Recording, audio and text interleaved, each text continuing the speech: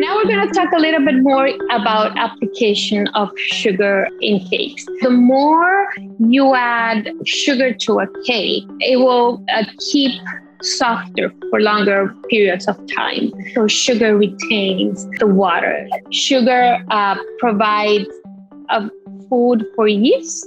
And as yeast is creating carbon dioxide, it's creating the bubbles for the bread to rise.